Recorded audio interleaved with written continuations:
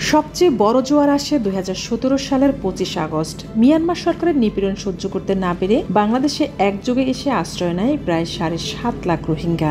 জাতিসংঘের শরণার্থী সংস্থার অনুমান গত 7 বছরে এ সংখ্যা 10 লাখ ছাড়িয়েছে। এর মধ্যে দফায় দফায় উদ্যোগ নেওয়া হলেও একজন রোহিঙ্গাকেও ফেরত পাঠাতে পারেনি বাংলাদেশ। উল্টো সেই তালিকায় মিয়ানমার থেকে পালিয়ে আসা আরও রোহিঙ্গা যুক্ত হচ্ছে।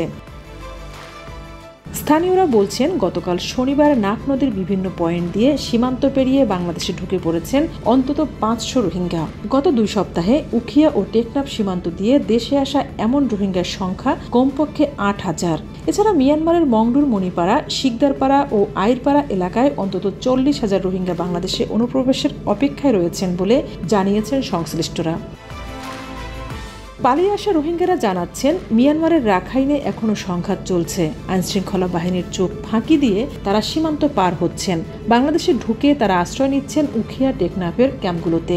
টেকনাফে আশ্রয় শিবিরে নিরাপত্তার দায়িত্বে থাকা 16 আর্মড পুলিশ ব্যাটালিয়নের সদস্যরা গণমাধ্যমকে জানিয়েছেন, এসব রোহিঙ্গাদের নজরদারিতে রাখা হচ্ছে। নতুন করে কোনো রোহিঙ্গা যেন ঢুকতে না পারে সে বিষয়েও আশ্রয় শিবিরে কঠোর নিরাপত্তা ব্যবস্থা নেওয়া হয়েছে। টহল জোরদার করা হয়েছে সীমান্তে। এদিকে বাংলাদেশে আশ্রয় নেওয়া রোহিঙ্গাদের বিরুদ্ধে রয়েছে নানা ধরনের অপরাধ কার্যক্রমে জড়িয়ে পড়ার অভিযোগ। হত্যা, অপহরণ করে মুক্তিপণ আদায়, পথে ঘাটে ডাকাতি, মাদক, মানব পাচার, ধর্ষণের মতো অভিযোগ রয়েছে তাদের বিরুদ্ধে। আরসা সহ কয়েকটি সন্ত্রাসী গ্রুপ ক্যাম্পে এবং ক্যাম্পের বাইরে ত্রাসের রাজত্ব কায়েম করেছে বলেও অভিযোগ রয়েছে। এমনকি নতুন করে এখন যে রোহিঙ্গার ঢল নেমেছে সেখানেও ফায়দা লুটছে একটি চক্র।